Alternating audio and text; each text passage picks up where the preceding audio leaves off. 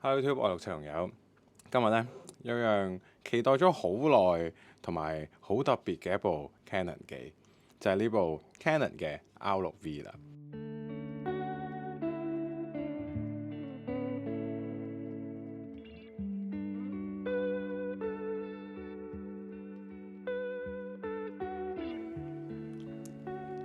咁今次咧可以話係 Canon 有史以來最接近或者甚至超越咗 Sony 嘅 FX3嘅，因為呢一個 form factor 嘅機咧，其實我相信大家都恨咗好耐嘅，就係一部冇 viewfinder 嘅一部即係拍片向多啲嘅機嘅。佢同部 R6 Mark III 咧個餡基本上係一模一樣嘅，但係佢亦都有少少部 C50有嘅嘢喺呢部機度出現嘅。同埋唔再賣關子啦，講咗樣好緊要嘅嘢先，就係呢部機呢，佢而家官方定價係16,000左右嘅啫，其實係非常之平嘅。咁同埋 R6 Mark III 一樣呢，都係用緊呢粒3250萬像素嘅 CMOS 嘅，咁同部 C50都係一模一樣嘅，佢都有呢個 7K 嘅 Open 機啦，佢都有一個 7K 60格嘅 Internal RAW 嘅 recording 嘅。佢同部 R6 Mark III 最大個分別呢，就係而家冇咗個 viewfinder 啦，冇咗個機械快門。但係佢多咗個風扇，咁其實佢對比起部 R6 Mark III 咧，喺拍片方面咧，基本上佢而家就解決晒所有我對 R6 Mark III 有嘅一啲唔滿意嘅地方。其實最主要就係因為部 R6 Mark III 喺拍緊 4K 嘅50格嘅時候，係會比較上容易出現過熱嘅問題嘅。咁而家呢部 R6V 咧，就冇呢個問題，因為佢係有個內置嘅風扇嘅。佢同部 C50又有啲唔同嘅位，就係部 C50咧係冇機身防震嘅，但係而家呢部 R6V 咧同部 R6 Mark III 一樣係有內置嘅機身防震嘅。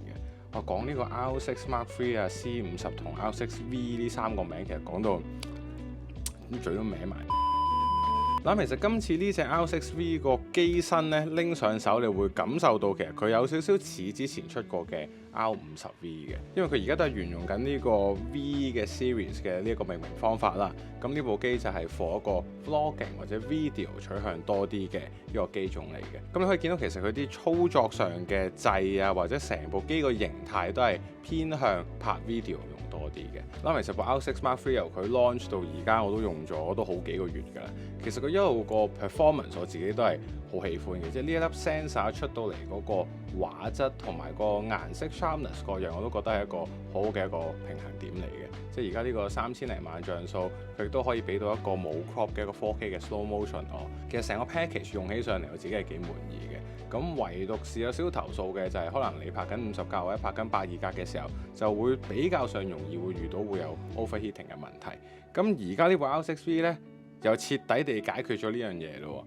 因為佢而家內置有個細啲嘅風扇嘅，佢冇 C50嗰個風扇咁巨型咁厚嘅。但係而家官方俾到我哋嘅數字咧，就係基本上呢部機都唔會有一啲過熱嘅問題出現㗎啦。咁機身嚟講咧，我哋見到而家前面係有多一粒 recording 嘅掣啦，同埋而家後邊咧新嘅呢一個轉盤加 joystick 嘅呢一個 set up 咧係幾有趣嘅，因為呢個轉盤而家同一時間係一個轉盤之外，佢仲係一個十字掣嚟嘅，即係你可以撳落去係有 function key 嘅。咁同一時間佢亦都 keep 翻個 joystick 喺度俾你用嘅。咁喺操作上，我覺得其實一啲 Canon 嘅用家拎起手嘅時候，會覺得呢樣嘢係幾 user friendly，因為其實啲擺位都唔會太陌生嘅。喺操作上，我覺得係幾易適應嘅。咁同部 R6 Mark III 一樣啦，佢都係有一個 full size 嘅 HDMI 啦，card slot 方面都係用緊一個 CF Express Type B 同埋一個 SD card slot 嘅。電池方面都係用緊而家基本上大部分 Canon 機都用緊嘅 LPE6P 㗎啦。咁喺機身方面咧，今次多咗一個小嘅 function，就係喺個快門掣上面咧，我哋今次見到係有個 Zoom Rocker 嘅。因為同呢部 R6V 一齊出嘅時候咧，仲有一支新嘅一支 kit 鏡嘅，就係呢部 R6V 係會有個 kit set，係會跟一支新嘅20、50、4光圈嘅 L 鏡嘅。咁呢支20、50、4光圈咧係一支紅圈嘅 L 鏡嚟嘅。咁佢咧應該就係 Canon 第一支有內置 Power Zoom 嘅 L 鏡嚟嘅，因為之前有出過 APS-C 跟 R50V 嚟嘅嗰支14、30咧都係有 Power Zoom 嘅。咁而家呢一支鏡頭咧都係有 Power Zoom 嘅。咁佢配部 R6V 咧就可以直接用到機身上邊嘅呢一個 Zoom Rocker 嚟控制個 zoom 啦。嗱，呢支鏡頭個操作係幾特別嘅，即係一方面佢有個正常嘅 standard 嘅 marking 啦，你可以見到有20、24、28、35、50嘅一啲數字喺度嘅。咁你係可以透過一個 switch 咧，將佢變成呢個即係我哋叫機械嘅一個 zoom 啦。咁但係其實佢都唔係機械嘅，因為而家呢支鏡頭入邊係冇咗以前嗰啲 focusing 用嘅嗰個鏡筒嘅。而家佢呢一個 zoom 咧係完全靠一個電子摩打去進行嘅。咁同一時間你就可以將佢拍去 power zoom 嘅嗰一 part 咧，就會支鏡頭變成咗淨係得 Y 同 Tele 兩段嘅呢個 marking 嘅。咁中間你就會 feel 到有少少阻力啦。你推個變焦環去 W 嗰邊，佢就會拉 Y； 拱去 T 嗰邊就拱去 Tele 就會 zoom in 嘅。佢呢一個阻力，我覺得其實係幾好 feel 嘅，即係呢一個少少彈弓嘅呢一個咁嘅狀態。咁變相呢支鏡由於冇咗嗰個變焦用嘅嗰個鏡筒咧，其實而家成支鏡拎上手係非常之輕嘅。咁呢支鏡個重量咧係得420 gram 嘅啫。其實拎上手或者配喺部 R6V 度咧，我覺得係一個幾好嘅一個組合嚟嘅。同埋我哋都恨咗好耐有呢個內變焦嘅呢個 zoom 鏡㗎啦，因為其實咧而家呢一個 size 我覺得係非常之好嘅，佢甚至而家呢個尺寸有少少似 Canon 嗰啲 VCM 系列嘅嗰啲鏡頭嘅嗰個 size。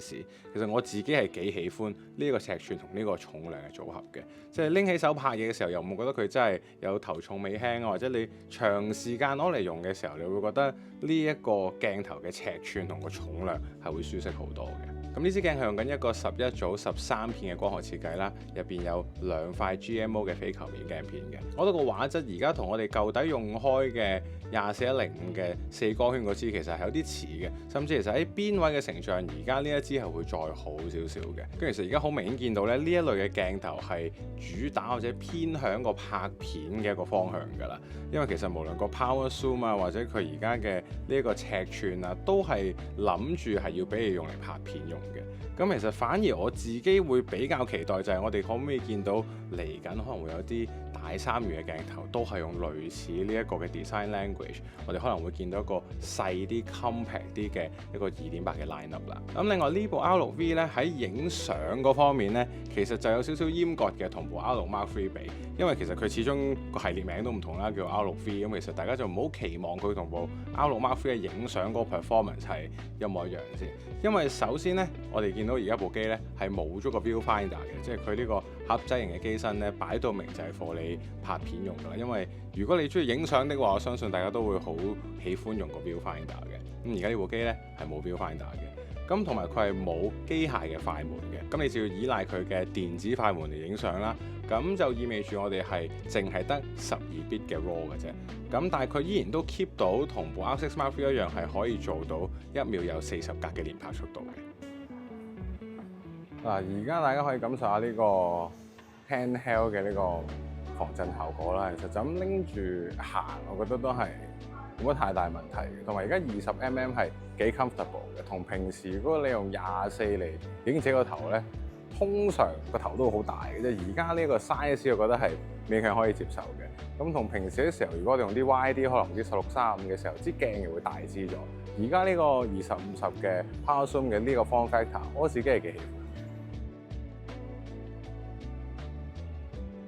我而家去模擬下做呢個 foodie 嘅一個操作啊，就係帶大家去食一間我幾喜歡嘅一間 Froyo 嘅鋪頭，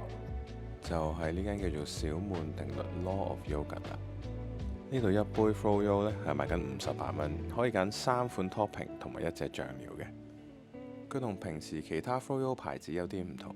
因為小滿定律嘅 yogurt 擠出嚟係比較上 creamy 啲，係實啲嘅，嗰個口感亦都會綿滑啲嘅。我自己就中意食 brownie、lemon cheesecake、granola 再搭蜜糖嘅呢個組合嘅。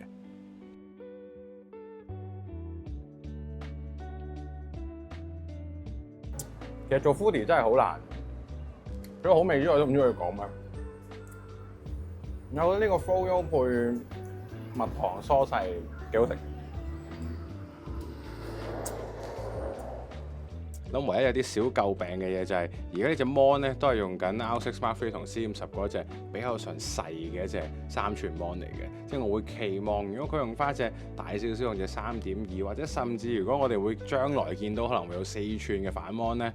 就我哋吉弟啦。依家咧暫時係冇嘅，我哋呢個1萬零蚊價位，我哋都仲係 stick with 呢一個3寸嘅反 mon 嘅啫。咁今日快手嘅 Hands-on 呢部 R6V 同埋呢支2050呢，我哋就睇到呢度先啦。我覺得呢部機我都係買緊㗎啦，所以我遲啲呢，我會再同大家做一個詳盡啲嘅一個 full review，究竟睇下呢一部機可以點樣可以 fit 到落去我做一個 content creator 一個 YouTuber 嘅平時嘅 workflow 入邊啦。咁我哋今日講到呢度先啦，我哋下條片再見啦，拜拜。